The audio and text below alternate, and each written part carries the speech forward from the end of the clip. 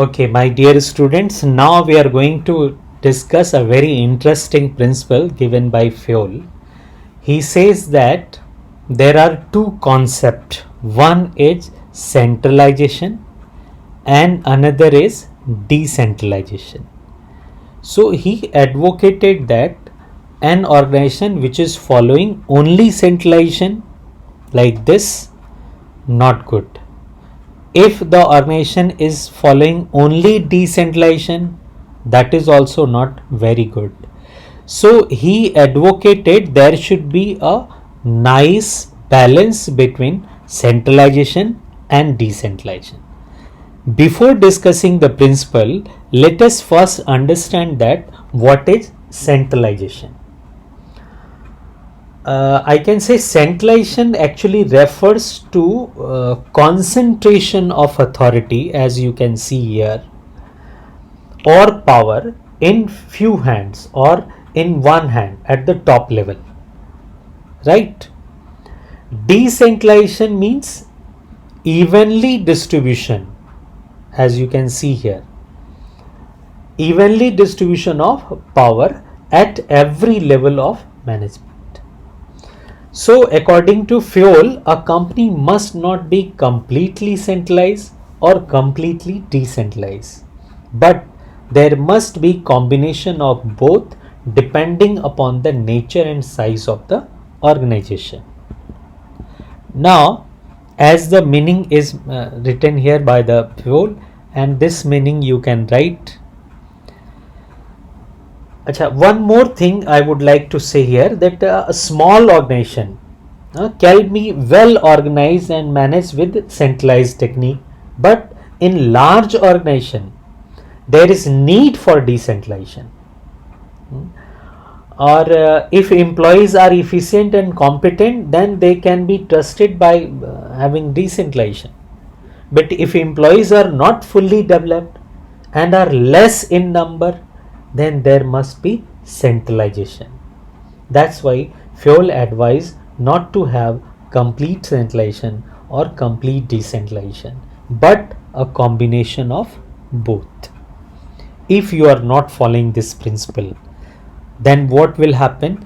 There would be always delay in decision making if this is a complete centralization, because only one person has to decide everything. So you have to depend on his decision, you will have to wait for his decision, so naturally there would be delay in decision making. Then if it is in case of complete decentralization, there would be always a risk of misuse of authority, because the person will consider himself the head of that particular unit or department. He is all in all of that particular unit, so he may misuse his authority. That is also a risk associated with this. If this is only centralization or decentralization, or this principle is not followed, both are not being adopted in the organization, naturally the organization will not function smoothly. Now, the degree of centralization will depend on circumstances in which the company is working. Like I said before, a small organization can be well organized and managed with centralization technique. But if the organization is big or there are more specialists are working, decentralization would be better. Same thing has been written here now. In general, large organization have more decentralization in comparison to the small organization. Like here, very nice example is I have written here, giving you the example of the government and panchayat. You will understand it easily. Okay. Yes, this is very interesting to understand now. See, complete decentralization is what? When you are delegating more and more authority. If you are coming this side, here very less authority is being delegated. Now the amount of the authority is delegated is increasing. When it is too much, it is complete decentralization. So there is no organization structure would be following this complete decentralization. It is not good situation. Now if authority is not delegated at all, very less, now it is increasing, so now there is no authority delegated, so it is complete centralization. So complete centralization and complete decentralization, both are not a good organizational structure. There should be a somewhere balance between these two. That is very important, that some amount of centralization and some amount of decentralization would be used in the organization to function a smooth functioning of the organization. Again here, centralization means one person giving instruction to all the employees and he is at the top. He is the top level management. All the authorities, all the power is in one hand. He is giving instruction and they are following it. This is centralization. And decentralization is what? These three people are working together. They have been made the head of one unit, one department, one or say particular area of one function of the management, and they are taking care of that. So this is called decentralization. In every company we follow hierarchy while delegating the responsibilities and authorities. The owner of the company will interact with heads of the department to brief them about the organizational goals, targets, plans and policies. The head of department may further instruct and direct the supervisor, and supervisor will finally instruct the workforce. This is actually which happens in normal case of action. You must have observed in our school also, most of the time the director, chairman holds the meeting with the administrative people, like principal, vice principal and deputy director, assistant director, like this. So admins are being given instructions, so they hold the meeting, and in turn they hold the meeting with the teachers in their departments, and finally the teacher provide you, means the student, the information which are relevant to you. But it is possible sometime principal or the director himself can call a teacher or a student to discuss some important issue. Even a student may directly go to the principal to discuss his or her problem in case if it is urgent or serious. So it happens, both the things takes place in any of the organization. Now let us understand, there is a principle which is giving very clear-cut instruction regarding this whole scenario. This principle is called scalar chain. An organization consists of superior and subordinate, as I told you before this, the example. The formal lines of authority from highest to lowest ranks is known as scalar chain. Like someone is at the top, and then the people who are under that person is known as, following this kind of sequence is known as scalar chain. Fowle says that organization should have a chain of authority. Like I gave you the example, the director will tell it to the deputy director, assistant director, then the principal, and then principal will tell it to the teacher, teacher will tell it to the student if it is required to be communicated. In this way, if we follow this type of chain of authority and communication that runs from top to bottom, and it should be followed by the managers and the subordinate, we call it scalar chain. So Fowle says that we should follow it strictly.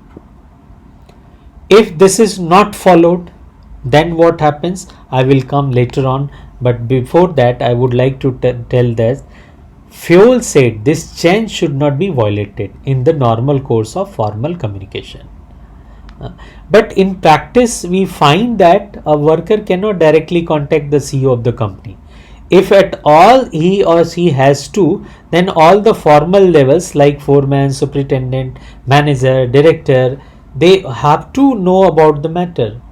However, in case of emergency, it can be possible that a worker can directly contact to a CEO also sometime, right? So this is to be followed, means the in normal course of action of the organization, we should follow the authority chain, lines of authority we should follow. That is called following scalar chain. Now if you don't follow this, what happens? There would be a complex relationship between employees and management, improper communication of information, difficult to fix the responsibility. It will be having a difficulty in creating the coordination also with each other. Communication would be delayed unnecessarily. There would be no clarity in the authority responsibility relationship also. Sometimes there is a possibility to have the communication gap as well. Now, if you have to follow this kind of things, I mean to say, suppose Mr. E, this person, this is the chain of authority. Now, he is the head of the organization under whom these two people are working, B and L. Hope I am making it sense. Now, under L, these are the people who are working. One is M, another is N, then O, then P. Under P also there is, this is worker. Now if you see this side of chain, under A there is one person who is working as B, then C, then D, then E. Okay, then F also, and then worker. Now suppose E has to communicate to O. So following a scalar chain means E will tell first that message that he will communicate to D. D will communicate it to C. Then C will communicate to B. Then B will communicate it to A.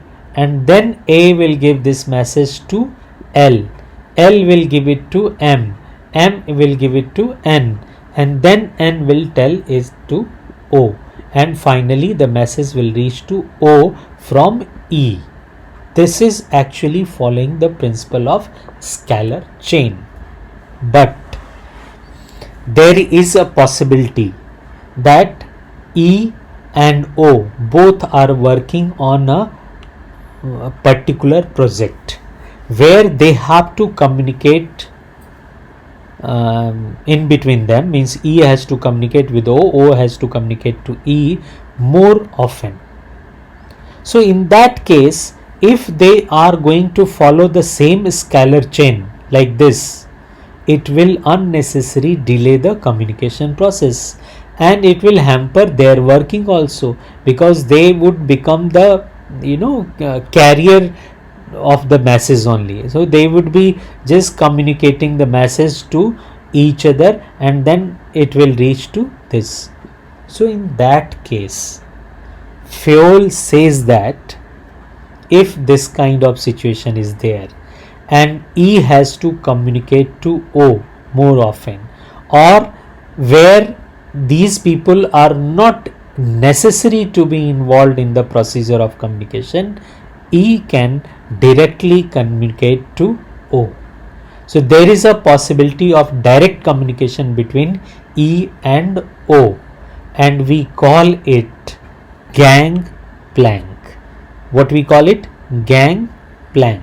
So if there is an emergency, this is not happening in the normal course of action. It will not happen usually. It is not the part of the organization communication process. But if there is an emergency, then E can directly contact O through gangplank as shown in this diagram. This is a shorter route and has been provided so that communication is not delayed. but in that case also they would be later on informed, or they like this, they have communicated, they are discussing the matter with each other, because they both are working on a particular project. So they would be discussing the things, and then they will just write everything and will just drop a mail to everyone in the group, so that everyone is aware with what is going in between E and O. This is called gangplank. So this principle says that in normal course of action we should follow scalar chain, but if it is required, if it is needed, we can go for the gangplank also. So gangplank is basically just bridging the gap, this is a, you can say, temporary route of communication, a shorter route of communication, just to fulfill that emergency situation. Thank you.